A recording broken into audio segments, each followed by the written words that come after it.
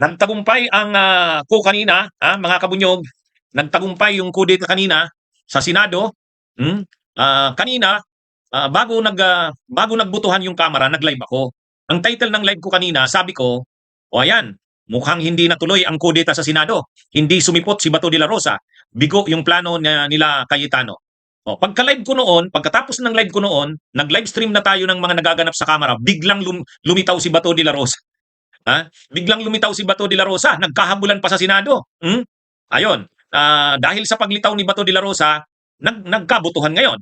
Nakakuha ngayon ng numero yung mga yung grupo nila Cayetano at sa kanila Marcoleta at sa kanila Bato de la Rosa. So, nakakuha sila. Alam niyo kung ilan lang na boto ang nakuha nila? Mga kabunyog, 13 lang. Ay ang senador 24. Oh, kung 13, di ibig sabihin isa lang yung lamang. Isa lang yung lamang. 13. Napakaano nun. Ibig sabihin, kung hindi talaga sumipot si Bato, hindi talaga mangyayari yung pagpapalit ng liderato ng Senado, mga kabunyog. So ngayon ang tanong, sino ba ang nagtraidor? Paano nangyari yung leadership change, yung pagpapalit ng liderato ng Senado? Ang pinaka nagtraidor doon, alam niyo kung sino? Si Loren Legarda. Pwede na nating ideklara yan. Si Loren Legarda ang nagtraidor doon, mga kabunyog. Si Loren. Kaya yung Loren Sinta, traidor ka talaga.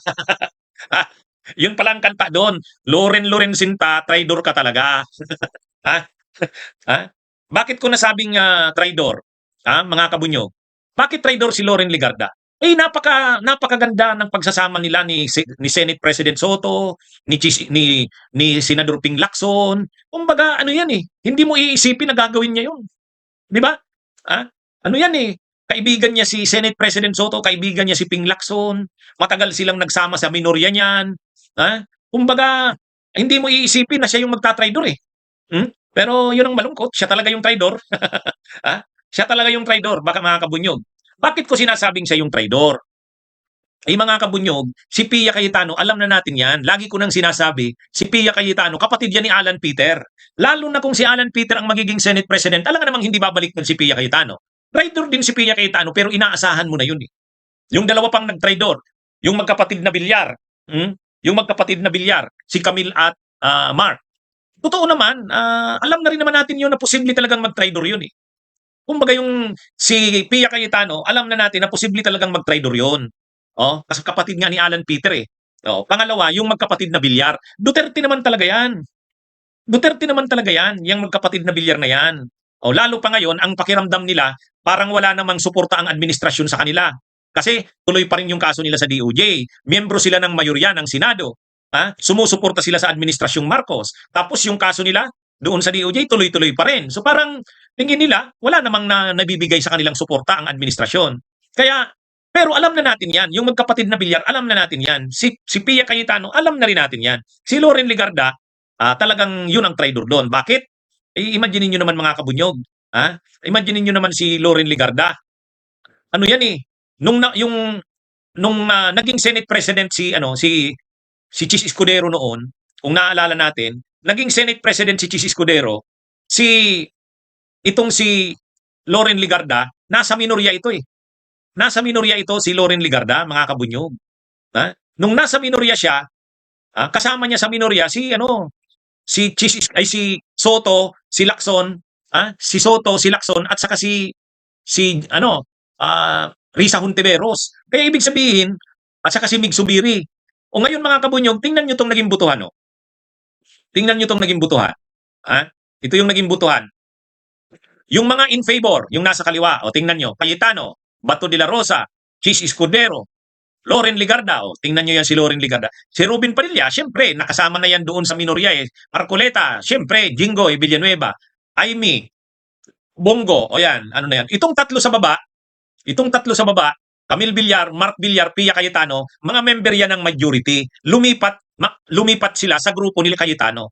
Kasamahan niya nila Soto at Lacson dun sa 15. Kaya lang, alam naman natin yan, na hindi stable yung magkapatid na Villar. Hindi yan stable magkapatid na Villar sa si Pia Cayetano. Hindi talaga stable yan. Ano na tayo doon? Kaya lang, kung si Villar lang, yung magkapatid na Villar, at saka si Pia Cayetano, 12 lang yun eh. Tingnan nyo yung Siyam. Yung Siyam na minority. Alan Peter Cayetano, Bongo, Batay Bato, Chis Escudero, Ruben Padilla, Marcoleta, Estrada, Villanueva, Amy, Bongo. O yan yung siyam. O ngayon yun yung siyam. Kung ang lumipat sana si Pia Cayetano lang, di 10. Madagdag yung magkapatid na Villar, 12. So hindi sana magkakaroon ng pagpapalit ng liderato kahit pa mag-appear si Bato. 12. O sino ngayon yung naging pang 13? Si Loren Legarda. Si Loren Legarda. Mabuti pa yung dalawa, itong sa baba tingnan nyo, nag-abstain. Itong si Jinggoy ay si JB Ejercito at saka si Mig Subiri, nag-abstain.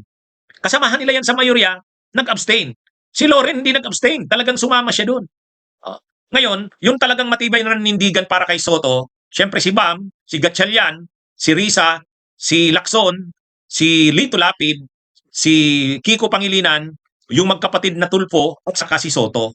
O yan yung talagang nanindigan para kay Soto. Kaya mga kabunyog, mga kababayan, ang talagang nag-traidor diyan si Loren Legarda.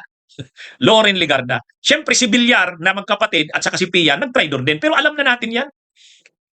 Yung magkapatid na Villar at saka yung si Pia, alam na natin traidor talaga yan. Pero kung si Villar lang, yung magkapatid at saka si Pia ang lilipat, 12 yun. 12 yun. Hindi magiging 13 kahit pa nandyan si Bato. Kaya ang talagang naging dyan na maging 13 yan, Loren Legarda. Loren.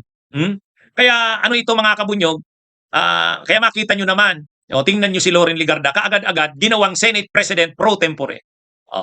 Sumumpa kaagad. Tapos tingnan nyo kung sino ang nakapaligid sa kanya pagsumpa niya. Ito. Ayan. Tingnan nyo. Pinasumpa kaagad ni Alan Peter Cayetano bilang Senate President pro tempore si Loren Legarda. Tingnan nyo ang nasa likod ni Loren Legarda. Si Amy Marcos, si Pia Cayetano, si Camille Villar, yung mga traidor. Kaya yan na ngayon mga kabunyog ang nangyari kanina. Kaya itong si Loren Legarda talaga, grabe ang ginawa niya kay Soto at saka Lacson eh. Bakit grabe ang ginawa niya? Unang-una, kumbaga si Soto at saka si Lacson, kaibigan niya yan eh. Matagal silang laging nag-uusap niyan. Nung panahon na nasa minority si Lacson, saka si Soto, saka si Subiri, saka si Risa Hontiveros, 5 sila eh. Nung unang pag-Senate President ni Soto, ay ni Escudero, yung unang pag-Senate President ni Escudero, 5 lang sila. 5 lang sila noon na senador na nasa minorya.